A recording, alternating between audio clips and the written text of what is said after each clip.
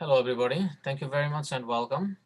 So, as I told you earlier, that I will make a video on relative pronoun, which is a prerequisite and important aspects of IELTS 7+. If you want to get 7+ in IELTS exam, in writing especially, and also in speaking, you need to use some relative pronoun.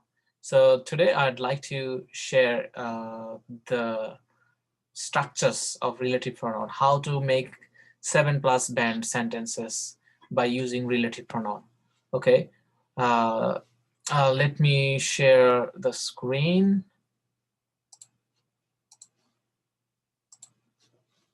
So relative pronoun. Relative pronoun. Relative pronoun হচ্ছে, দেখেন relative pronoun কাকে বলে এটা আমি পড়াবো না, আমাদের এখন আর সেই বয়স নাই যে রিলেটিভ প্রোনাউন কাকে বলে, কত প্রকার, কি কি কিভাবে, সেই সংজ্ঞা আমরা আর যাব না। ঠিক আছে, আমরা একদম সরাসরি বলে দিব প্র্যাকটিক্যালি। রিলেটিভ প্রোনাউন মানে WH word, who, which, where, when, that, who, which, when, আরেকটা হলো হোম, WHOM। মনে রাখবেন হোম আর হু একই জিনিস এখন বর্তমানে, মানে আপনি যেটা হোম বলবেন সেটাই হু এখন। আমরা আগে বলতাম এরকম যে করিম করিম হচ্ছে একজন ড্রাইভার যাকে আমি ভালোবাসি, আমরা এরকম বাক্য অনেক সময় বলতাম যে Karim is a driver whom I love, whom. কিন্তু এখন আর ওই হোম আর বলে না, এখন Karim is a driver who I love, যিনি আমি ভালোবাসি, এরকম হয়ে যাবে না। কিন্তু তারপরেও এটাই শুদ্ধ, হোমের এখন বেশি ব্যবহার হচ্ছে না, এখন হু আর হোম দিয়ে একই জিনিস বোঝায়। যাই হোক, এখন বাক্য তৈরি করবো কিভাবে আমি এটা জাস্ট বলতেছি। সিম্পল, হু দিয়ে আমরা বাক্য তৈরি করি। যেমন যদি আমরা বলি এরকম যে I have a beautiful sister.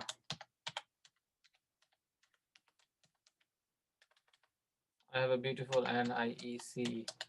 I have a beautiful niece. আমার একজন সুন্দর কিউট ভাগ্নি আছে। She is, I have a niece. She is beautiful. Beauty, BEAUTIFUL। আচ্ছা, এটা বাক্য কোন লেভেলে আছে? 5 ব্যান্ড। আপনারা সাথে সাথে বলবেন 5 band.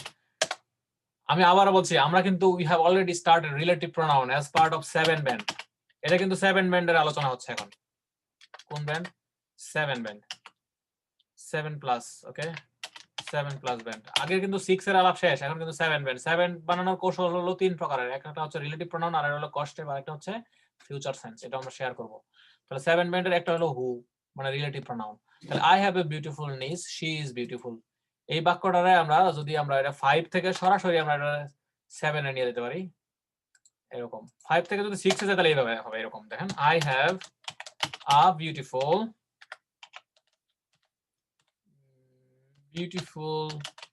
niece, NIECE, niece, and she is a beautiful girl। তাহলে এখন এই বাক্যটা কোন লেভেলে গেছে? 6 লেভেলে। কেন? Because we have compound sentence structures like the super glue। Super glue কি? এই যে and। আচ্ছা, কমা হবে না হবে না? and এর আগে কমা হবে নাকি হবে না? হবে। এই তো কমা হবে। তাহলে এটা হবে স্যার। এখন কথা হলো যে আমরা তো 6 বানানো শিখলাম, এখন 7 বানানোর কৌশলটা হচ্ছে এরকম যে আপনি ওই একই ইনফরমেশন রাখবেন, মনে রাখবেন বাক্য কিন্তু একটা হবে। তাহলে একই জিনিস রাখবেন, এইভাবে আপনি বাক্যটা জাস্ট সিম্পল করবেন, খুবই ইজি হয়ে যাবে। দেখেন, I have a beautiful niece। ও না, আমি I have a niece বলছিলাম, বিউটিফুল বাদ দেই। আমার একটি ভাগ্নি আছে, সে সুন্দর। আমার একটি ভাগ্নি আছে, সে সুন্দর, গুড পিপল, গুড পারসন। তাহলে এরকম। তাহলে I have a niece who is a beautiful girl। দেখেন, এই যে who is a, এবার বুঝতে পারছেন? এবার বুঝতে পারছেন পার্থক্য? এখানে কোনো এন্ড ও দিলাম না, কিছু দিলাম না, আমরা রিলেটিভ প্রোনাউনটা মাঝখানে বসাই গেলাম। আই হ্যাভ এ নিস who is beautiful, who is a beautiful girl. বাক্যটা কি হয়ে গেল? এটা 7 7 কেন হলো? Because we have used a relative pronoun. Relative pronoun মানে হলো কি 7। বাক্যের দুইটা ইনফরমেশন আমরা জয়েন্ট করলাম। আচ্ছা, তাহলে এটা হচ্ছে আমরা 7 ব্যান্ড তৈরি করলাম। আচ্ছা, আমি একটু পূর্ববর্তী ক্লাসে চলে যাচ্ছি এই কারণে যে ওই যে আমরা যে আলোচনা করলাম সুপার গ্লু, সুপার গ্লুর নাম কেন হলো এটা একটু ব্যাখ্যা করার দরকার ছিল। আচ্ছা, আপনি কি ইচ্ছা করলেই এই যে বাক্যটা physical exercise is important, we should exercise daily, এই বাক্যটাকে আপনি বলছেন না so we should take exercise, আপনি কি চাইলে এই অংশটুকু আগে বলতে পারবেন? যে কথা নাই বার্তা নাই আপনি হুট করে বললেন so we should take regular exercise, physical exercise is important, এটা কি বলতে পারবেন আপনি? না স্যার। এটা বললে কিন্তু বাক্যটা দাঁড়াবে না, হ্যাঁ, সুন্দর হবে না। আচ্ছা, আপনি কি এইভাবে বলবেন যে but he is an honest man, কথা নাই বার্তা নাই হুট করে বলছেন but he is an honest man, এটা কিন্তু মাঝখানে আসবে না, সব সরি শুরুতে কিন্তু কখনো বাট আসবে না, তারপর ইয়েট দিয়ে আপনি শুরুতে বলতে পারবেন না, ঠিক আছে? তবে স্পিকিং এ ওই যে আমরা যে একটা স্ট্রাকচার দিয়েছিলাম না, ওই যে ইয়েট আই ইমাজিন, স্পিকিং এ হয়, রাইটিং এ হবে না। তাহলে দেখেন এই যে বাট মাইজা, তারপর আমরা এখানে লিখছিলাম দেখেন Mursalin will take IELTS academic or he will attend an IELTS GT. আচ্ছা, আমি কি এইভাবে বলতে পারবো যে or he will attend an GT exam, Mursalin will take IELTS academic? উল্টাপাল্টা করে বললে কি হবে? হবে না কিন্তু। মানে এই যে অরটা, এটা হলো সবসময় বাক্যের মাঝখানে বসে এটা ব্রিজের মতো কাজ করে, making a bridge between two sentences, two simple সেন্টেন্সকে একটা ব্রিজ দিয়ে কি করে বাক্যটাকে লম্বা করে দেওয়া হয়, বড় করে দেওয়া, সাঁকোর মতো কাজ করে, সবসময় বাক্যের মাঝখানে থাকে। যেহেতু দুইটা বাক্যকে এটাকে জোড়া লাগানো হয়, বাক্যের মাঝখানে অলওয়েজ থাকে, কখনো চেঞ্জ হয় না, এই জন্য এটাকে বলা হয় সুপার গ্লু। এটা আর ছাড়বে না, এটা চেঞ্জ হবে না কখনোই, বাট আপনি মাঝখানে বাইরে শুরুতে আনতে পারবেন না। তবে হ্যাঁ, কিছু কিছু সময় বাটটা শুরুতে নিয়ে আসা হয়, কিন্তু বাটের পরে কমা দিতে হবে, আগের বাক্য নেগেটিভ থাকতে হবে, আগের বাক্য যা থাকবে তার থেকে নেগেটিভ হবে, কিন্তু সেটা ভালো অ্যাপ্রোচ না। বাট দিয়ে কোনো বাক্য শুরু করা যাবে না। বাট হচ্ছে একটা কোঅর্ডিনেটিং কনজাংশন, এটা কথাই বলে but is a conjunction. Conjunction কোথায় থাকে? বাক্যের মাঝখানে থাকে। যদি কেউ শুরুতে দেয় এটা ভুল হবে। এটা একাডেমিকের স্পিকিং এর ক্ষেত্রে অনেক সময় আমরা বলে ফেলি, এটা অ্যাকচুয়ালি ভুল না ওরকম ভাবে আহামরি, কিন্তু আমরা মনে রাখবো যে this is not a good, এটা মাকরু, মানে মাকরু হয়, ঠিক আছে? না দেওয়া ভালো। বাট দিয়ে বাক্য হুট করে বলা যাবে না, বাটের আগে কাহিনী বলতে হবে, তারপরে বাট বলতে হবে, রাইট? বুঝতে পারছেন ব্যাপারটা? আপনি হুট করে বলবেন না যে but I will go to Nilkhet, আপনি আগে বলবেন যে I am very tired but I will go to Nilkhet because it is emergency, it is urgent to go to Nilkhet to buy some book, to purchase some books, এরকম বলতে হবে। আশা করি আপনারা সবাই বুঝতে পারছেন, এই জন্য সুপার গ্লু বলা হয়। আচ্ছা, এবার আমরা আলোচনা করতেছি হলো 7 ব্যান্ড রিলেটিভ প্রোনাউন। তাহলে হু দিয়ে আমরা বাক্য তৈরি করলাম 5 লেভেলের, 6 লেভেলের এবং 7 লেভেলের। আচ্ছা, এবার হুইচ দিয়ে যদি বাক্য তৈরি করি, হুইচ মানে হচ্ছে বস্তুবাচক। তাহলে আমি যদি বলি যে I have a pencil, I have a special pencil, full stop, I bought it, I have a special pencil, আমার একটি স্পেশাল পেন্সিল আছে। তারপর আমি বলছি I have bought, BOUGHT, I have bought it from Nilkhet, KHET, Nilkhet Dhaka. আচ্ছা, Nilkhet super market Dhaka, কথার কথা, Nilkhet super market, SUPER, super MARKET। ওকে, এখন তাহলে দেখেন এখানে বাক্যটা দিচ্ছি, দুইটা বাক্য আলাদা আলাদা আছে, এই জন্য 5 লেভেল, 5 ব্যান্ড। তো এটা 6 লেভেল বাক্য বলতে গেলে কি করতে হবে, যে I have a special pencil and I have bought it from Nilkhet super market. আমরা এটা দিলাম না, আমরা সরাসরি 7 লেভেলে চলে যাচ্ছি। 7 লেভেল কি হলো দেখেন,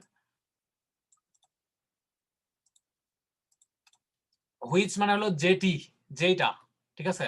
তাহলে I have bought a special pencil which I have bought, তখন আর ইট হবে না,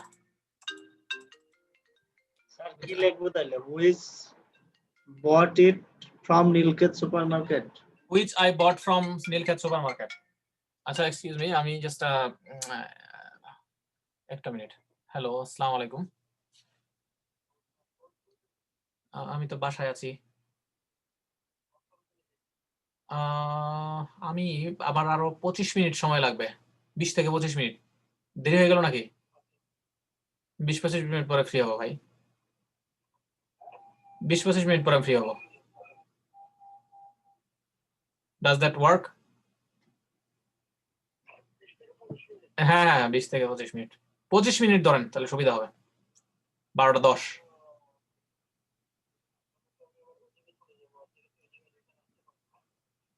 আচ্ছা 12:05 ধরেন না, 20-25 মিনিট এরকম লাগবে আর কি। আমি ক্লাস নিচ্ছি তো, ক্লাসের মাঝখানে আছে, শেষ করে দেবো কিছুক্ষণ পরে। ওকে ওকে ব্রাদার, ওকে ব্রাদার, আসসালামু আলাইকুম। ওকে সরি, আমাকে ওই যে ইলেকশনের কাজে যেতে হবে, কারণ হচ্ছে যে একটা আছে, ওই যে প্রেস কনফারেন্স টাইপের আর কি হয় মাঝে মধ্যে, ওই যে মসজিদ মাদ্রাসা বিভিন্ন যেখানে আমাদের কমিউনিটি একসাথে হয় সেসব জায়গায়। এখন আমাদের যে এমএলএ ক্যান্ডিডেট, সে তো আসলে সব জায়গায় যেতে পারে না, আমাদের কিছু দায়িত্ব নিয়ে কাজ করতে হয়। আচ্ছা, হু দিয়ে আমরা বাক্য তৈরি করলাম মানুষের ক্ষেত্রে, আর হুইচ হলো কি, যে হুইচ আই বট ইট। আচ্ছা আমরা যদি এইভাবে বলতাম যে I have special pencil which is very nice, হইতে পারতো না এরকম? তখন বাক্যটা কি হয়ে যেত? 7 হয়ে যেত। তাহলে এটা হলো 7 ব্যান্ডের বাক্য। 7 band, 7 band, okay 7 band. I have a special pencil which I have bought from Nilkhet supermarket, হয়ে গেছে। অথবা I have bought a pencil which is a nice one. আচ্ছা এবার where, আমি একটু সংক্ষেপ করছি, আপনারা ইজিলি বুঝতে পারেন কারণ ক্লাসটা অনেক ইজি। I visited কক্সবাজার, কথার কথা, I visited COXSBAZAR, I visited Cox's Bazar, এটা পরে বললাম this is a, I visited Cox's Bazar, পরে আমি বললাম এভাবে যে many people visit it, many, আচ্ছা many international tourists, international tourists visit us, visit this place, visit, আচ্ছা visit it। আচ্ছা এটা বাক্য কোন লেভেল আছে? 5 লেভেল, 5 কারণ দুইটা বাক্য আলাদাভাবে 5 ব্যান্ড। এখন এটা আমরা এভাবে বলতে পারবো যে I visited কক্সবাজার, দেখেন I visited Cox's Bazar where many international tourists, where many many international tourists come frequently। বুঝছেন, এই যে একটু স্মার্টলি করতে হবে, ভিজিট কথাটা বারবার আনা যাবে না। কাম ফ্রিকোয়েন্টলি মানে মাঝে মধ্যে তারা আসে, ফ্রিকোয়েন্টলি ইন্টারন্যাশনাল টুরিস্টরা বারবার আসে, মানে যে একবার যায় তাদের আত্মীয় স্বজনকে পাঠায় দেয়। তাহলে এই বাক্যটা এখন কোন লেভেলে চলে গেল? 7 ব্যান্ডে। 7 আচ্ছা হয়েন দিয়া যদি বলি এরকম, দেখেন I visited Cox's Bazar, COXSBAZAR, full stop, I went there in January, in জানুয়ারি। একটু খেয়াল করে দেখেন, এই যে জানুয়ারি, আমি জানুয়ারিতে গিয়েছিলাম, তাহলে এখানে বাক্য কয়টা? দুইটা বাক্য, ইজ ইকুয়াল টু 5 ব্যান্ড। যদি আমরা এটা 7 ব্যান্ড করি তাহলে কি হবে জানেন? হয়েন হবে এরকম যে I visited, এই যে I visited কক্সবাজার। আচ্ছা আমি একটু আরেকটু কঠিন ভাবে নিয়ে যাচ্ছি, হ্যাঁ। I visited Cox's Bazar in January, full stop, I went there during my vacation। দেখেন আমি একটু স্মার্টলি করে দিয়েছি, আইএলটিএস পরীক্ষা দিবেন একটু কঠিন বাক্য তৈরি না করলে হয়। there in my summer vacation, আচ্ছা উইন্টার ভ্যাকেশন, জানুয়ারি উইন্টার তারিখ, উইন্টার ভ্যাকেশন। আচ্ছা এবার 5 ব্যান্ড এটা, হ্যাঁ উপরেরটা।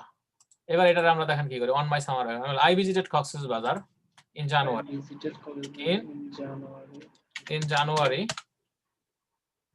when, ওই যে জানুয়ারি মাসটা বোঝাচ্ছে, তাহলে ইনডাইরেক্টলি মাসের পরেই আসবে কি when, মানে সময় বোঝাচ্ছে, তাই না? visited when it was, Kochisbazar in when it was my, তাহলে কি হবে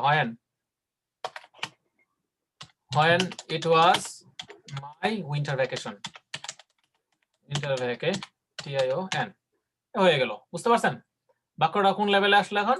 7 ব্যান্ডে। 7 আচ্ছা এবার দ্যাট, আচ্ছা দ্যাট হচ্ছে এরকম যে আপনি যদি এরকম ভাবে বলেন যেমন যে যে I have a pencil, I have a marker, marker কিনছেন আপনি একটা, I have a marker that is okay, that is made of কি হবে, মেড অফ মার্কার কি দিয়ে তৈরি করা হয়, স্টিল, আচ্ছা সরি মেড অফ না দিয়ে মেড ইন দিচ্ছি, মেড ইন কানাডা।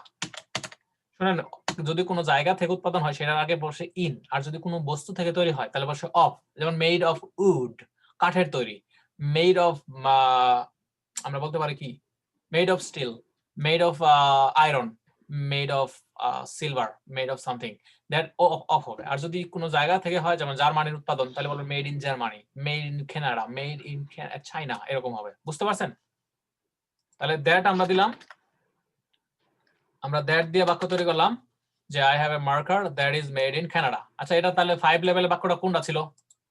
দেখেন, I have a marker full stop it is made in Canada, এরকম ছিল 5 ব্যান্ডের। বুঝতে পারছেন? আমি কিন্তু আর লিখলাম না দ্যাট। ও আরেকটা আছে হু, না? আচ্ছা হু আর হোম, ধরেন এরকম যে আই লাভ, কথার কথা আমাদের যে ক্যান্ডিডেট ইলেকশন, মনে করেন আমি বললাম যে আই লাভ, আচ্ছা আমি বলি I love Justin Trudeau, Justin TRUDEAU, বানান তো হয়ে গেছে। I love Justin Tudu who is a gentleman, gentleman এই একটা বাক্য, ঠিক আছে, জেন্টলম্যান। আর এইভাবে বলতে পারেন I love Justin Tudu hmm I believe, এটা কিন্তু 7 ব্যান্ডের বাক্য। আচ্ছা আমরা এইভাবে বলতে পারতাম I love Justin Tudu full stop he is a gentleman full stop, এরকম যদি হয় তাহলে হবে 5 ব্যান্ড, তাহলে এটা হলো 6, এটা হলো 7 ব্যান্ড। আচ্ছা এবার যদি আমরা বাক্যটা এইভাবে লিখি I love Justin Trudeau whom I believe, whom I believe to be, who is in the class coming, okay, believe to be the best president, the best prime minister, to be the best prime ministers in the world.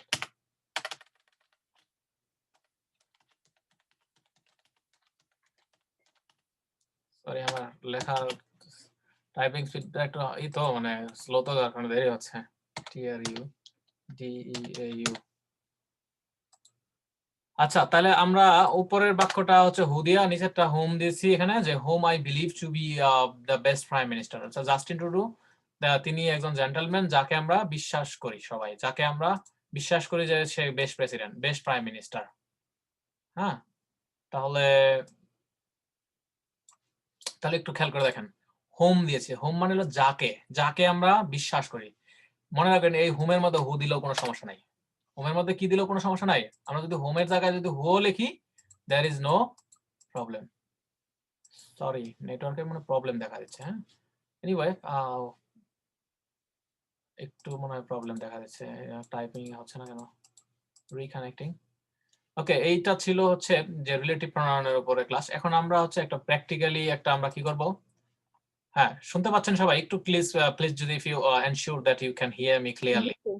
G sir. Yes, sir. তাহলে Yes, আমরা উদাহরণ দিলাম, আমরা এটা কিন্তু হোমের জায়গায় কিন্তু হুও দেওয়া যাবে, who who who I believe, who I trust, এরকম হইতে পারে। আচ্ছা এবার আমরা হচ্ছে একটা এক্সাম্পল দিচ্ছি যে রাইটিং আসলে কিভাবে দেখে, দেখেন আমি জাস্ট উদাহরণ দিচ্ছি।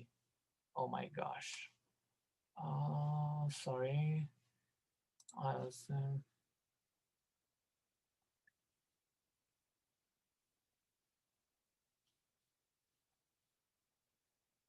একটু আগেও আমি বের করলাম একটা জিনিস ছিল, তো এখন আবার কোথায় হারাইলাম, ফর চেকিং, একটু একটু ওয়েট করেন।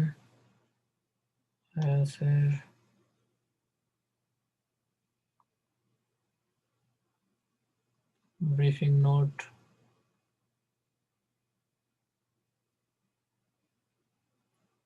কেন আমি একটু আগে স্যার উপরে চলে গেল, স্যার উপরে চলে গেল, ব্রিফিং নোটটা উপরের দিকে চলে গেল। ওটা তো গেছে, কিন্তু আমি আসলে যেটা খুঁজতেছিলাম সেটা আরেক জিনিস। আইএলটিএস পিপিটি টেকনিক, এই যে দেখেন, এটা এখন আমি দিব।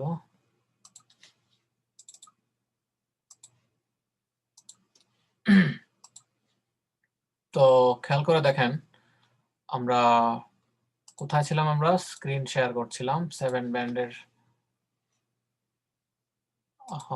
নো, আমরা শেয়ার করছিলাম হচ্ছে 7+ টেকনিক।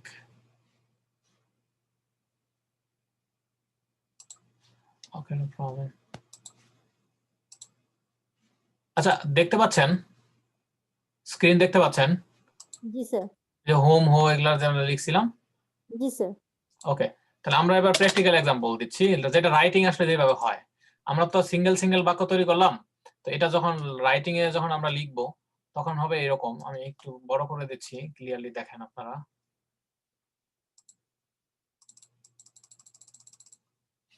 দেখেন, এটা আমি আপনাদের জন্য একটা মেসেজ লিখলাম এরকম যে we'd like to share one of many vitally important tricks of writing and that is about using proper linkers, building the explanations and your ideas, okay, and developing your point of view. এখানে দেখেন পড়লেই বলতে, দেখেন আমি একটা বাক্য লিখছি, উপরেরটা হচ্ছে 5 লেভেলের আর নিচেরটা হচ্ছে 7 লেভেলের। পার্থক্য বুঝবেন আপনারা, সিম্পল মানে সেন্টেন্স স্ট্রাকচারের মধ্যে পার্থক্য দেখেন। লিখছি mooring for money is rarely A good idea.